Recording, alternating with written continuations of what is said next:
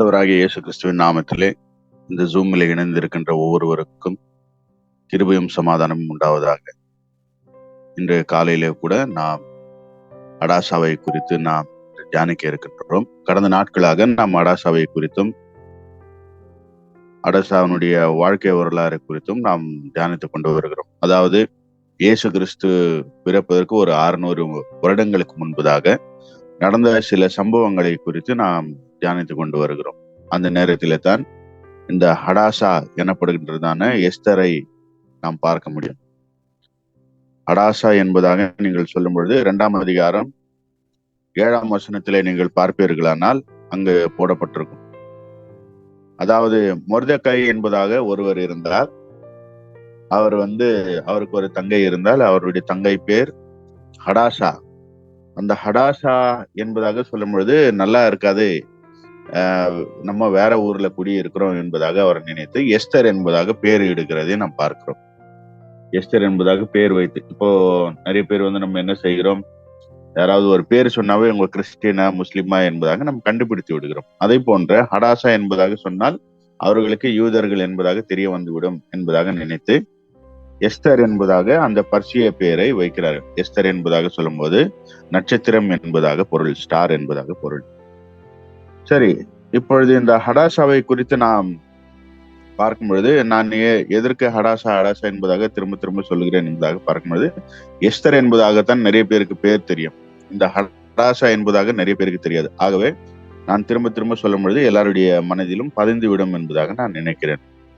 3ஆம் அதிகாரம் 1ஆம் வசனத்திலே நாம் பார்க்கும் பொழுது, இந்த நடவடிக்கைகளுக்கு பின்பு என்பதாக போடப்பட்டிருக்கு. இந்த நடவடிக்கைகளுக்கு பின்பு என்பதாக பார்க்கும் பொழுது, எந்த நடவடிக்கைகளுக்கு என்பதாக பார்க்கும் பொழுது, இந்த மொர்தெக்காய் வாசலிலே உட்கார்ந்து கொண்டு இருக்கிற 2ஆம் அதிகாரத்தில் நீங்கள் கவனித்திருப்பீர்கள். அந்த 2ஆம் அதிகாரத்தில் நாம் பார்க்கும் பொழுது அங்கு 2 பேர் இருக்கிறார்கள். அந்த 2 பேருடைய பெயர்களை கூட அங்கு பார்க்க முடியும். அதாவது பித்தானும் தேரேசும் என்பதாக 2ஆம் அதிகாரம் 21ஆம் வசனத்திலே போடப்பட்டிருக்கு. அவர்கள் ராஜாவை கொலை செய்ய வேண்டும் என்று அவர்கள் திட்டமிடும் பொழுது இதை மொர்தெக்காய் எஸ்தரிடத்திலே சொல்லுகிறார். எஸ்தர் ராஜாவினிடத்திலே சொல்லும் பொழுது அவர்களை விசாரித்து அவர்களை தூக்கில் இடுகிறதை பார்க்கிறோம். இந்த நடவடிக்கைகளுக்கு பின்பு அதன் பிறகு என்ன நடக்கிறது என்பதாக பார்க்கும்பொழுது, ஆகாகியனாகிய ஆமானை அவர்கள் என்ன செய்கிறார்கள், உயர்த்தி வைக்கிறார். அதாவது எல்லா பிரபுக்களுக்கும் மேலாக அவர் ஒரு அதிகாரியாக வைக்கிறார், அல்லது ஒரு பிரைம் மினிஸ்டர் என்பதாக கூட சொல்லலாம். பிரைம் மினிஸ்டராக அவர் உயர்த்தி வைக்கும் பொழுது அவன் என்ன பண்ற, எல்லாருமே எனக்கு சல்யூட் அடிக்கணும் என்பதாக அவன் சொல்லுகிறதை பார்க்கிறோம். எல்லாமே சல்யூட் அடிக்கிறாங்க, ஆனால் இந்த மொர்தெக்காய் மட்டும் அவன் செய்யவில்லை என்பதாக பார்க்கிறோம். சரி, அப்படியே நாம் பார்க்கும் பொழுது இவனை குறித்து விசாரிக்கிறாங்க. எல்லாமே சல்யூட் அடிக்கிறாங்க, இவன் இந்த மொர்தெக்காய் மட்டும் எதுவும் செய்ய மாட்டேங்கிறானே என்பதாக அவனை விசாரிக்கும் பொழுது அவன் யூதன் என்பதாக அவர்களுக்கு தெரிய வருகிறது. 4ஆம் வசனத்துல பார்க்க யூதன் என்பதாக அவனுக்கு தெரிய வருகிறது. அதன் பிறகு அவன் மொர்தெக்காயை தன்னை வணங்கி நமஸ்கரியாததை கண்ட போது மூர்க்கம் நிறைந்தவனானான் என்பதாக பார்க்கணும். அதாவது எல்லாமே எனக்கு சல்யூட் அடிக்கிறாங்க, ஆனா இவன் மட்டும் எனக்கு சல்யூட் அடிக்க மாட்டேங்கிறானே என்பதாக தேடி அவன் என்ன செய்கிறான், அவனை இப்போ குறித்து பார்க்கும் பொழுது அவனுக்கு மூர்க்க கோபம் வந்துகிறது. எதற்காக மூர்க்க கோபம் என்பதாக சற்று நேரத்தில் நாம் பார்ப்போம். அவன் ஆமான் என்ன செய்கிறான், அகஸ்வேரு ராஜாவினிடத்துல போய் அவன் என்ன சொல்கிறான், ராஜாவே, நான் ஒரு 10,000 ஷேக்கல், 10,000 தாலந்து, ஒரு தாலந்து என்பதாக இயேசு கிறிஸ்துவினுடைய காலத்துல பார்க்கும் பொழுது 2 வருடத்திற்கு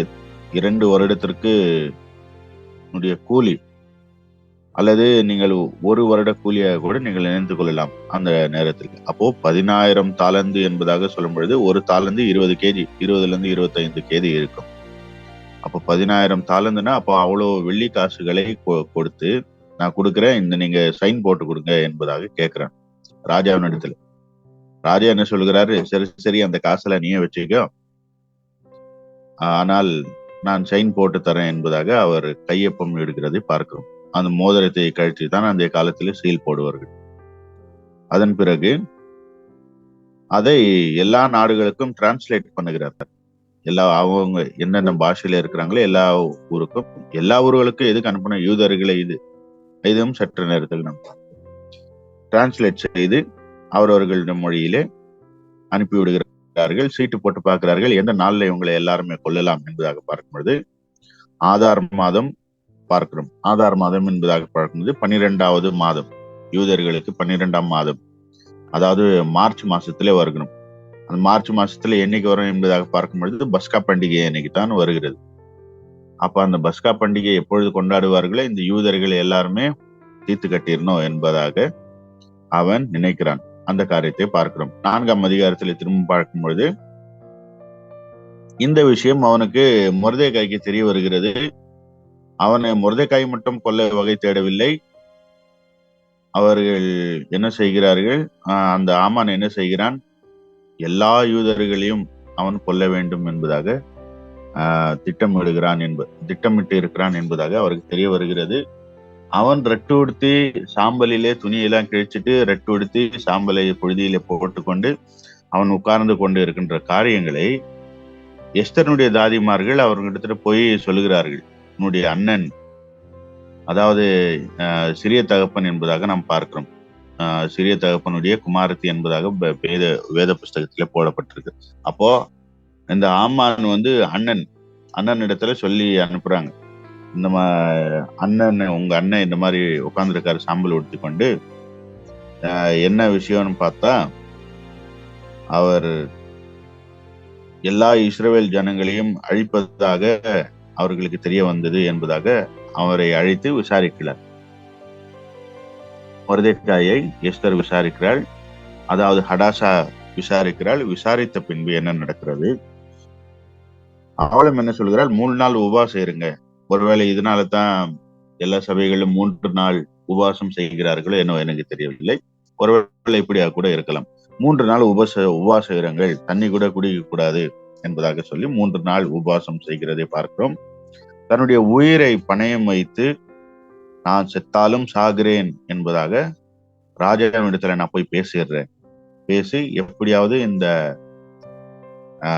ராஜா போட்ட சட்டத்தை நான் எடுத்து விடுகிறேன் என்பதாக உயிரை பணயம் வைத்து எஸ்தர் போகிறதை பார்க்கிறோம். இந்த காரியங்கள் எல்லாம் நமக்கு நன்றாகவே தெரியும்.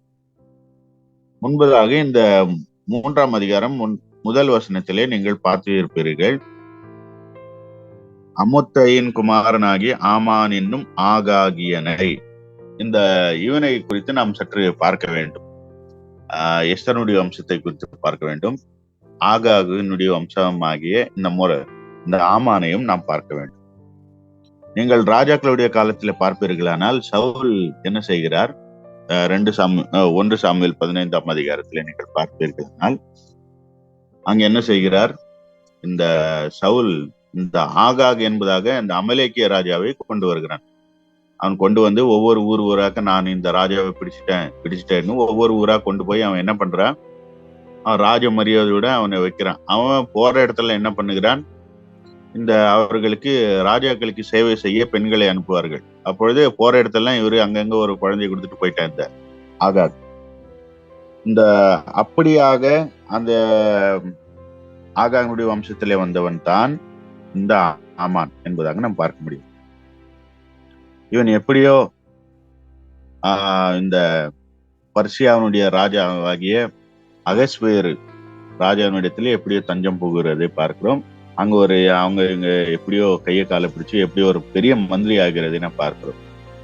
ஸோ இந்த ஆகாகியன் அவனுக்கு மூர்க்க கோபம் அடைந்தான்னா என்ன அர்த்தம்னா, நம்ம ஜனங்கள் எல்லாம் இவன் கொன்னானே என்பதாக அவர்கள் நினைத்து, நம்ம ஜனங்களை கொன்னவன அந்த வம்சத்தையே நம்ம இருக்க விடக்கூடாது என்பதாக அவன் மூர்க்க கோபம் அடைகிறதை பார்க்கிறோம்.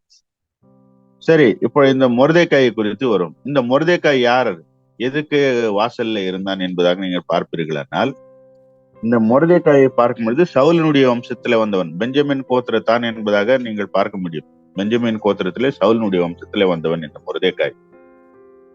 அப்போ வாசலண்டிலே உட்கார்ந்து இருந்தான் என்பதாக நீங்க நினைக்கும் போது என்ன நினைப்பீங்க? அநேகர் என்ன நினைக்கிறார்கள்? கையில ஒரு ஈட்டியை வச்சுக்கிட்டு போறவங்களுக்கு எல்லாம் சல்யூட் அடிக்கணும் என்பதாக நினைப்பார்கள். அது அப்படி கிடையாது. அந்த அரண்மனை வாசல் பகுதியிலே இருக்கிறவர்கள் எல்லாம் பிரபுக்கள் தான் இருப்பார்கள். சும்மா சாதாரண ஆட்கள் எல்லாம் தூக்கிட்டு வந்து அவங்க வாசல்ல உட்கார வச்சிருக்க மாட்டாங்க. நீங்கள் யோபனுடைய புஸ்தகத்துல பார்ப்பீர்கள்னால், நிறைய புஸ்தகத்துல பார்க்கணும்னால ஊர் வாசல் எண்டையில பெரிய பிரபுக்கள், பெரிய பெரிய அரசியல்வாதிகள் தான் இருப்பார்கள். நீங்கள் இந்த ஆமானை குறித்து விசாரிக்கும் பொழுது எல்லாருமே சல்யூட் அடிச்சாங்க, இவங்க சரி சல்யூட் அடிக்கல என்பதாக சொல்லும் பொழுது இங்கிலீஷ்ல பாத்தீங்கன்னா ராயல் என்பதாக போடப்பட்டிருக்கும். இந்த ராயல் அதிபதிகள் என்பதாக, அதாவது அந்த ராஜாவுடைய பிரபுக்களிலே சில பேர்கள் என்பதாக சொல்லும் பொழுது, அப்போ இந்த மொர்தெகாய் கூட ஒரு பிரபுவாக இருந்திருக்கிறார். நான் முதலாவதாக நான் சொன்னேன், சில வருடங்களுக்கு முன்பதாக இஸ்ரேல் ஜனங்கள் 70 வருஷங்கள் கழிச்சு எல்லாமே விட்டுட்டு போயிட்டாங்க. இப்ப கூட நீங்கள் பார்ப்பீர்கள்னால் சில பேர் பெங்களூர், பாம்பே, வெளிநாடுகளிலே அவர்கள் வேலை செய்ய போவார்கள். அங்கே அவங்க எல்லாம் செட்டில் ஆயிட்டாங்கன்னா அவங்க சொந்த ஊருக்கு போக மாட்டாங்க. ஏன்னா அவங்க எல்லாமே நல்லா செட்டில் ஆயிருப்பாங்க, நல்ல பொசிஷன்ல இருப்பாங்க. ஆகவே அவர்கள் தங்களுடைய ஊர்களுக்கு செல்ல மாட்டார்கள். அப்படியாகத்தான் இந்த மொர்தெகாய் அங்க ஒரு பெரிய ஒரு பதவியில இருந்ததுனால, ஒரு மந்திரியாக இருந்ததுனால அவன் இருக்கிறதை பார்க்கிறோம். எல்லா மந்திரிகளுக்கும் அவர் அதிகாரியாக வைக்கும் பொழுது எல்லா மந்திரியும் என்ன சல்யூட் அடிக்கிறான், இந்த மந்திரி மாத்திரம் என்ன அடிக்க மாட்டேங்கிறானே என்பதாக அவன் நினைக்கிறான். இன்னொன்று என்ன என்பதாக பார்க்கும்போது, இந்த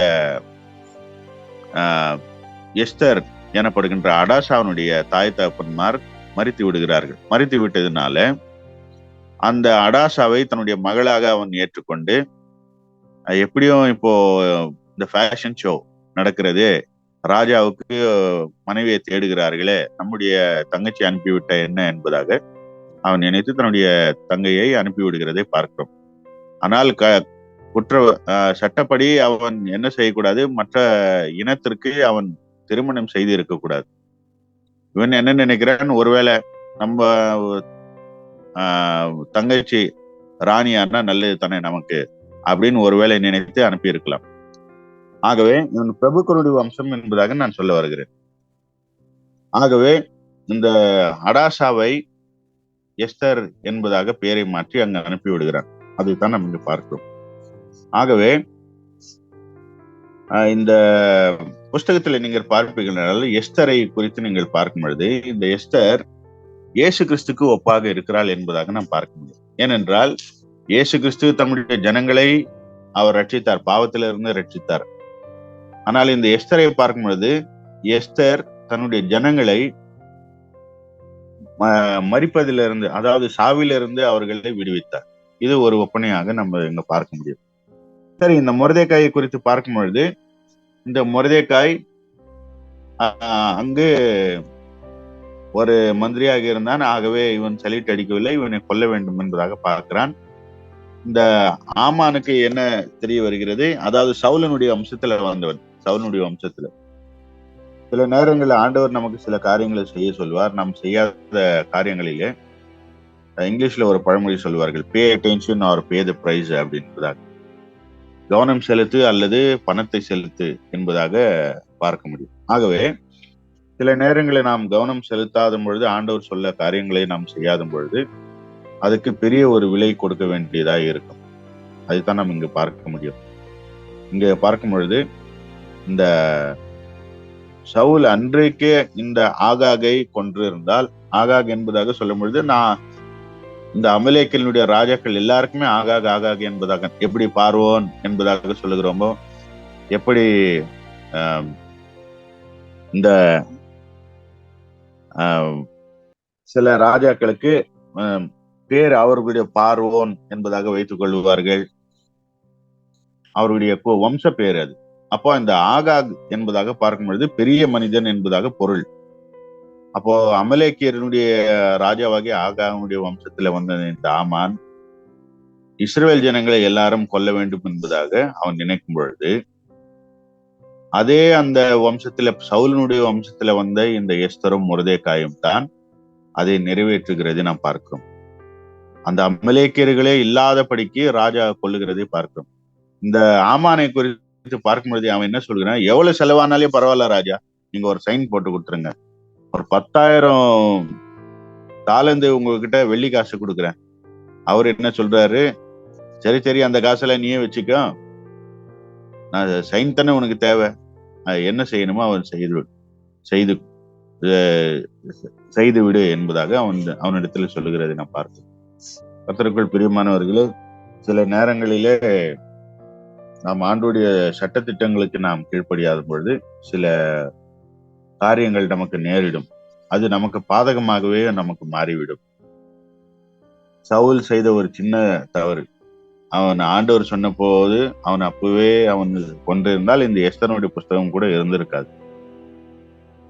ஆகவே இந்த எஸ்தர் என்ன செய்கிறாள் என்பதாக பார்க்கும் பொழுது, மொர்தெகாய் கொல்ல வேண்டும் என்பதாக நினைக்கும் பொழுது எஸ்தர் என்ன சொல்கிறாள், நீங்கள் உபவாசம் இருந்து ஜெபிக்க வேண்டும், உபவாசம் இருந்து நம்முடைய ஜனங்களுக்காக நீங்கள் ஜெபிக்க வேண்டும் என்பதாக.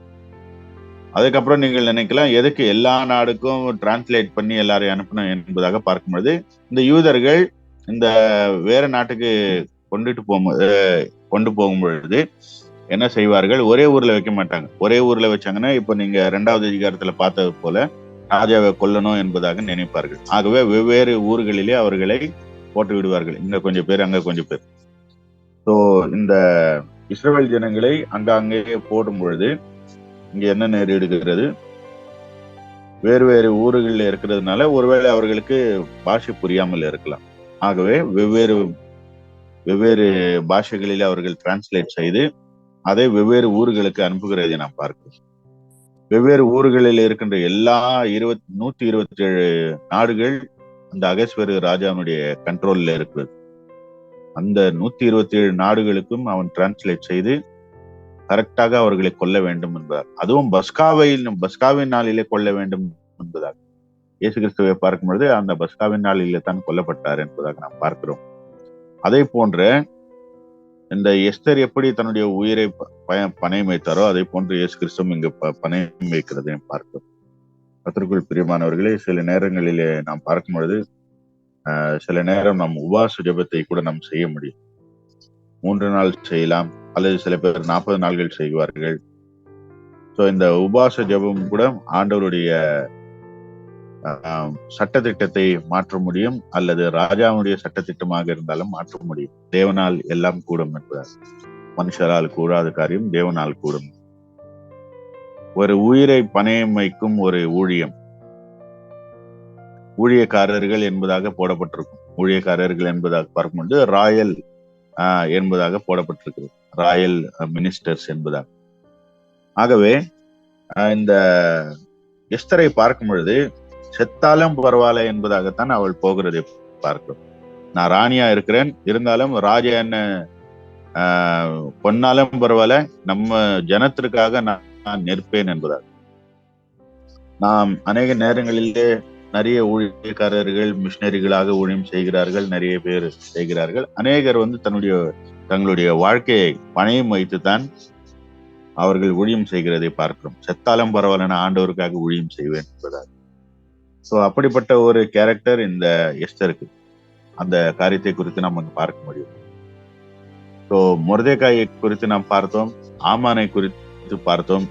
சவுல் செய்த ஒரு சிறிய தவறினாலே ஆண்டவர் சொன்ன காரியத்தை அவன் செய்யல. கொன்றுவிடு என்பதாக சொல்லும் பொழுது அவன் கொண்டு இருக்கான். நீங்கள் கேட்கலாம், சரி அங்கதான் சாமுவேல் அவனை கொண்டுட்டார், ஆகாக கொண்டு விட்டார், சரிதான். அவனை சவுல் வெவ்வேறு இடங்களிலே கொண்டு போனார்களே, அப்போ அவருக்கு ராஜ மரியாதையோடு தான் கொண்டு போனார். அவரை அவனை ராஜ மரியாதையோடு கொண்டு போவோம். அதன் பிறகு ராஜ மரியாதை மட்டும் இல்லாமல் அவர்களுக்கு ஊழியம் செய்வது, ஒரு ராஜாக்கு ஊழியம் செய்யணும், பெண்கள் எல்லாம் அனுப்பிவிடுவாங்க. அந்த பெண்களை எல்லாம் அவன் கர்ப்பமாக்கி விட்டான் என்பதாக சில ஏடுகளிலே நாம் வாசிக்க முடியும். ஸோ ஆகவே அவர்கள் மூலமாக வந்த அந்த ஒரு சிறிய ஒரு தவறினாலே இஸ்ரவேல் ஜனங்களே அழிக்கப்பட வேண்டியதாக. கர்த்தருக்குள் பிரியமானவர்களே, அநேகர் இந்த ஆமானை போல சாத்தானுடைய சூழ்ச்சிகளில் இருக்கிறது. இஸ்ரவேல் ஜனங்களை அழிக்க வேண்டும் என்பது சாத்தானுடைய ஒரு சூழ்ச்சி. முதலாவதாக நீங்கள் பார்க்கும் பொழுது நீங்கள் அநேக காரியங்களிலே நீங்கள் பார்த்திருக்க முடியும். ஒவ்வொரு நேரமும் வெவ்வேறு ராஜாக்கள் இஸ்ரவேல் ஜனங்களை அழிக்க நினைப்பார்கள். இந்த ஆமான் அழிக்க நினைக்கிறான். ஆமானுக்கு அப்புறம் ஹிட்லர் அழிக்க நினைக்கிறான் இஸ்ரவேல் ஜனங்களை. ஆனால் அழிக்க முடியவில்லை. இஸ்ரவேல் ஜனமே இருக்கக்கூடாது, இஸ்ரவேல் ஜனங்களே இந்த உலகத்திலேயே இருக்கக்கூடாது என்பதாக அவர்கள் நினைக்கும் பொழுது வேதவசனம் சொல்லுகிறது, ஒலிவ மரம் என்பதாக சொல்லப்படுகிறது. இந்த ஒலிவ மரத்தை எங்க கட் பண்ணி ஒட்ட வச்சாலையும் அது வளர்ந்து விடும் என்பதாக சொல்லுகிறார்கள். ஒருவேளை தண்ணியிலேயே 1 வருட காலங்கள் இருந்தாலும் கூட அதனால் உயிர் வாழ முடியும் என்பதாக. ஆகவே தான் இந்த இஸ்ரவேல் ஜனங்களை கர்த்தர் அவர்களுக்கு மேலாக இருக்கிறார். அவருடைய பிள்ளைகள் கர்த்தருடைய சொந்த பிள்ளைகள் என்பதாக நாம் வேதவசனத்தில் கூட நாம் பார்க்கிறோம். ஆகவே இந்த இஸ்ரவேல் ஜனங்களை ஆண்டவர் பாதுகாக்கிறார். ஆகவே தான் வேதவசனம் சொல்லுகிறது, இஸ்ரவேலை காக்கிறவர் உறங்குறதும் இல்லை, தூங்குறதும் இல்லை என்பது என்றார். இன்று கூட நாமும் ஆவிக்குரிய இஸ்ரவேலர்களாக இருக்கிறோம். ஆவிக்குரிய இஸ்ரவேலர்களாக இருக்கும் பொழுது அநேகர் ஊழியக்காரர்களுக்காக நிறைய பேர் திறப்பின் வாசலிலே ஜெபம் செய்கிறார்கள், உபவாசம் ஜெபங்களை செய்கிறார்கள், ஆத்ம ஆதாயத்திற்காக அவர்கள் ஜெபங்களை செய்கிறதை நாம் பார்க்கிறோம். நாமும் கூட எஸ்தரை போல தன்னுடைய உயிரை பணயம் வைத்து ஆண்டவருக்காக ஊழியம் செய்யும் பொழுது, ஆண்டவருடைய பிள்ளைகளுக்காக நாம் ஊழியம் செய்யும் பொழுது நாம் அநேக ஆத்ம ஆதாயத்தை செய்ய முடியும். அந்த காரியத்தை நாம் இங்க பார்க்க முடியும். இன்னும் வருகின்றதான நாட்களிலே வருகின்றதான போதகர்கள் அது இன்னும் என்னெல்லாம் நடந்தது என்பதாக பார்க்க முடியும். இதை குறித்து தானே ஒரு புதிய ஏற்பாட்டிலே ஒரு காரியத்தை நான் சொல்லுகிறேன். அதாவது இந்த 38 வருடமாக பெதஸ்தா குலத்தின் பக்கத்திலே ஒருவன் இருந்தான். இந்த பெதெஸ்தா என்பதாக சொல்லும் பொழுது இந்த எஸ்தருடைய பெயரை அவர்கள் வைத்துத்தான் அந்த பெதெஸ்தா குலம் என்பதாக அதுக்கு ஒரு பெயரை வைத்து இருக்கிறார். கரெக்டாக இஸ்ரவேல் ஜனங்கள் அவர்களுடைய நாட்டுக்கு போவதற்கு 38 வருடங்களுக்கு முன்பதாக இந்த நடந்த காரியம். ஆகவே தான் அந்த 38 வருடங்களாக நோயாக இருந்த அந்த பெதெஸ்தா குலத்திலே இருந்த அந்த ஒரு திமிர்வாதக்காரனை ஆண்டவர் அங்கு சுகப்படுத்துகிறதை பார்க்கிறோம். அதன் பிறகுதான் அந்த பூரிம் பண்டிகை என்பதாக வரும். நான் ஆல்ரெடி சொல்லி இருக்கிறேன், இஸ்ரவேலினுடைய பண்டிகைகள் 7 பண்டிகைகள் இருக்கிறது. ஆனால் இன்னும் 2 பண்டிகைகள் எக்ஸ்ட்ராவாக அவர்கள் கொண்டாடுவார்கள். ஒன்று ஹனூக்கா பண்டிகை, இன்னொன்று பூரிம் பண்டிகை. இந்த பூரிம் பண்டிகை இதனால் தான் வந்தது இயேசு கிறிஸ்துனுடைய காலத்துல. அந்த பூரிம் பண்டிகை பைபிள்ல நீங்க பார்க்கும்போது புதிய ஏற்பாட்டுல இஸ்ரவேலினுடைய பண்டிகையின் போது என்பதாக போடப்பட்டது. இந்த பூரிம் பண்டிகை தான் நம் மத்தேயு புஸ்தகத்திலே கூட நாம் பார்க்க முடியும். இந்த காரியத்தை நாம் மனதில் வைத்தவர்களாக ஆண்டவர் அதை நினைவு கூர்ந்தார், இயேசு கிறிஸ்துவும் நினைவு கூர்ந்தார் என்பதாக நாம் பார்க்கிறோம்.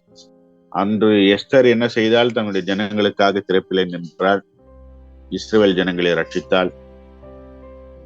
இன்று நமக்காக இயேசு கிறிஸ்து நமக்காக பிதாவினுடைய திறப்பிலே நின்று நமக்காக வேண்டுதல் செய்து நமக்கு கிடைக்க வேண்டியதான அந்த மரணத்தை அவர் ஏற்றுக்கொண்டு நமக்கு இன்று ஆண்டவர் எஸ்தரை போல ஒரு விடுதலையை நமக்கு கொடுத்திருக்கின்றார். பூரிம் பண்டிகை சீட்டு போடுதல் என்பதாக, அந்த சீட்டு போடும் பண்டிகை என்பதாக பேர். பூரிம் என்பதாக நீங்கள் பார்க்கும் பொழுது இந்த ஆமான் சீட்டு போட்டான் அல்வா, எந்த மாசத்திலே உங்களை கொல்ல வேண்டும் என்பதாக, பஸ்கா பண்டிகையினால் கொல்ல வேண்டும் என்பதாக அவன் சீட்டு போட்டான் அல்லவா, அந்த சீட்டு போட்ட பண்டிகையின் பேர் தான் பூரிம் பண்டிகை. ஆகவே இந்த பூரிம் பண்டிகையை நாம் ஞாபகத்திலே வைத்துக் கொள்ளும் பொழுது புதிய ஏற்பாட்டில கூட நமக்கு அதை நாம் புரிந்து கொள்ள நமக்கு சாதகமாக இருக்கும். கர்த்தருக்குள் பிரியமானவர்களே, இன்று கூட நாம் எஸ்தரை குறித்து நாம் பார்த்தோம், மொர்தெகாயை குறித்து பார்த்தோம். நல்ல ஒரு அரசவையில நல்ல கம்ஃபர்டபுளாக இருந்தாலும் கூட உயிரை பணயம் வைத்து தங்களுடைய ஜனங்களுக்காக போராடுகிறதை பார்க்கிறோம். அல்லது ஜெபத்திலே போராடுகிறார்கள், உபவாசத்திலே போராடுகிறார்கள். ஆத்ம ஆதாயத்திற்காக நாம் இன்று அப்படிப்பட்ட காரியங்களை இன்று செய்கிறோமா? அல்லது உபவாசம் செய்யும் பொழுது நமக்காகவே, நம்முடைய குடும்பத்திற்காகவே நாம் செய்கிறோமா? அல்லது அழிந்து போகின்ற ஆத்மாக்களுக்காக செய்கிறோமா? சற்று நாம் யோசித்து பார்ப்போம். இதை மனதிலே வைத்தவர்களாக நாம் ஜெபம் செய்வோம்.